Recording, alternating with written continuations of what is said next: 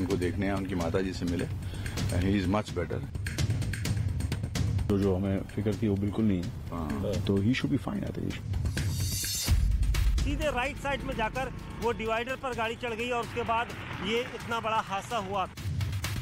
आदमी बाहर निकला हुआ, कुछ बाहर है कुछ अंदर है। हमने दोनों ने हिम्मत करके उसको बाहर खींच लिया। गाड़ी के पर खड्डे उठे थे, डिग्गी से थोड़ी थोड़ी आग निकलने शुरू हो गई थी।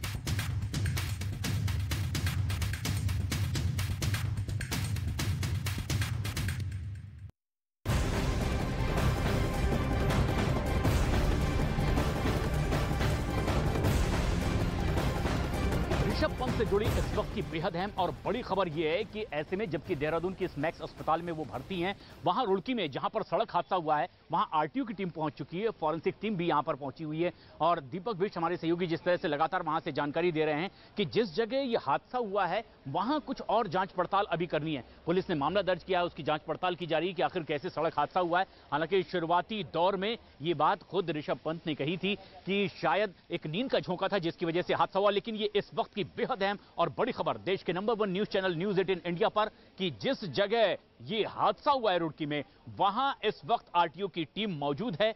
तमाम घटनास्थल की जांच पड़ताल की जा रही है कि क्या वजह रही इस बड़ी हादसे की जिसमें कि देश के मशहूर क्रिकेटर ऋषभ पंत घायल हुए हैं और देहरादून में उनका इलाज चल रहा है। फॉरेंसिक की टीम भी वहां घटनास्थल पर और यह पड़ताल करने की कोशिश की जाएगी कि दरअसल घटना ये क्यों हुई है, यह हादसा क्यों हुआ है, क्यों इतने मशहूर क्रिकेटर को इतनी बड़ी दुर्घटना का सामना करना पड़ा है। हालांकि देहरादून में इस वक्त ऋषभ पंत का इलाज चल रहा है और हमारे वीडियो जर्नलिस्ट नसीब सिंह तस्वीरें दिखाएं। यहां मैक्स पर ही सेकंड फ्लोर पर आईसीयू में इस वक्त एडमिट किया गया है ऋषभ पंत को और ये कॉर्नर वाला एक उनका आईसीयू का रूम है जहां उनका इलाज चल रहा है इस वक्त। हालांकि डॉक्टर्स का यह कहना है कि फिलहाल ऋषभ पंत खतरे से बाहर हैं। एमआरआई कल उनकी हो गई थी, कुछ स्पेसिफिक्स रिपोर्ट आई हैं उनके स्पाइन की, ब्रेन की जो रिपोर्ट सामने आई है उसमें बताया गया कि वो पूरी तरह से दुरुस्त हैं, लेकिन कुछ और तफ्तीश अभी बाकी है।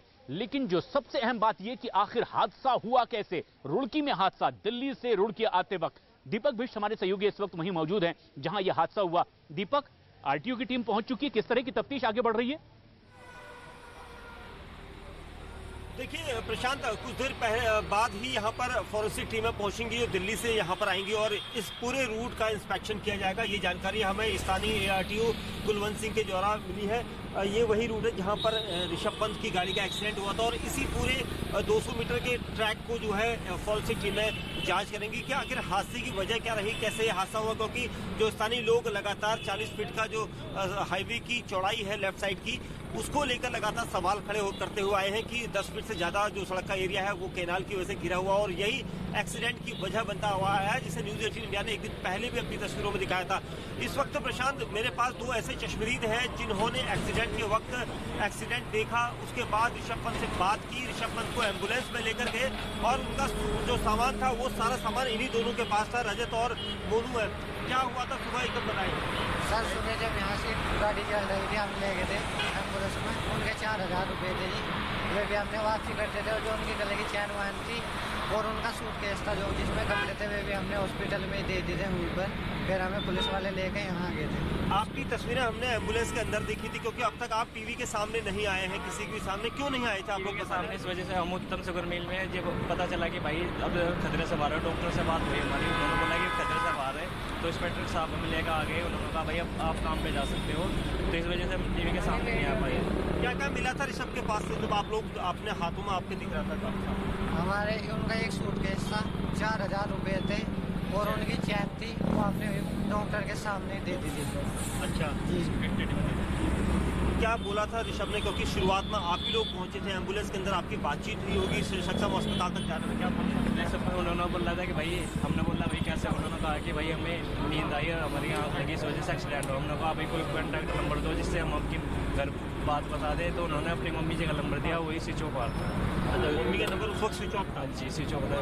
उसके बाद फिर हमने बोला भैया आपको एम्बुलेंस वाले से बात की, एम्बुलेंस वालों ने बोला कि भाई हम इसे सरकारी हॉस्पिटल में लेके जा सकते हैं, प्राइवेट में नहीं। हमने कहा नहीं भाई ये भारतीय खिलाड़ी है, इन्हें अच्छा सा सेट ट्रीटमेंट मिलना चाहिए। उसके बाद हमने उनके इंचार्ज से बात की एम्बुलेंस वाले को, उन्होंने कहा कि आप ले जाओ, आपकी जिम्मेदारी है, आप जहाँ जाओगे आप ही जिम्मेदार होगे। इसके बाद हम सक्षम नज़दीकी हॉस्पिटल सक्षम।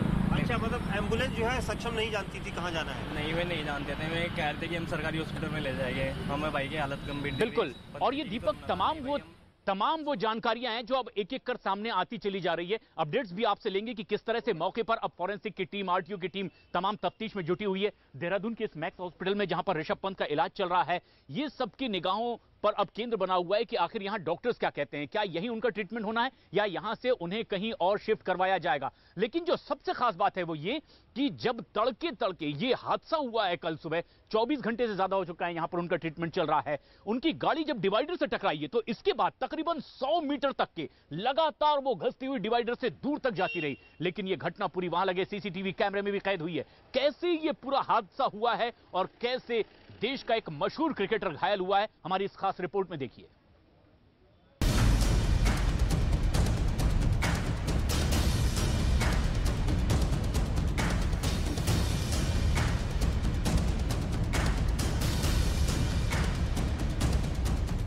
नौ सेकंड के सीसीटीवी वीडियो में जो देखा उसे देखकर समझ में आ रहा है कि यह सड़क हादसा कितना भयानक था।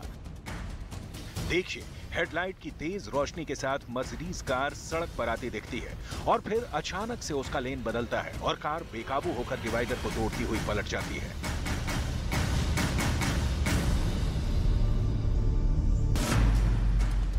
सड़क पर जैसे ही कार पलटी, घर्षण से तेज चिंगारी उठी और फिर इसी के बाद कार आग की लपटों में घिर गई। आवाज आई जोर से, फिर उसके बाद जैसे मैं बाहर निकला तो गाड़ी में आग लगी हुई थी। अच्छा। तब तक मैं वहाँ पे पहुँचा गाड़ी के पास। एक गाड़ी और रोडवेज थी हरियाणा की, वो भी रुकी थी। 2 बंदे बाइक वाले थे, फिर काफ़ी हो गए थे। तब उन्होंने निकाल दिया गाड़ी, शीशा तोड़ के उनको। हादसे का शिकार हुए क्रिकेटर ऋषभ पंत की कार रेलिंग से टकराकर पलटी। आग की लपटों ने इसी वक्त कार को अपनी चपेट में ले लिया। इसके बाद कार सड़क पर धू-धू कर जलने लगी।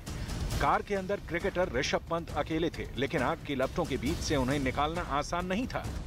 लिहाजा लोगों ने कार की खिड़की का शीशा तोड़कर किसी तरह ऋषभ पंत को बाहर निकाला।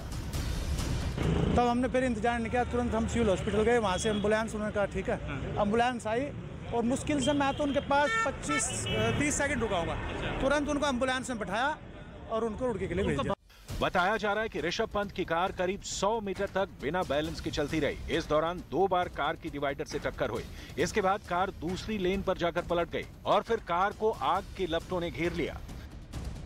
जिस कार से ऋषभ पंत दिल्ली से रोड़की जा रहे थे, ये उसी कार की तस्वीर है। लेकिन हादसे के बाद इस कार की हालत क्या हुई है, अब वो देखिए।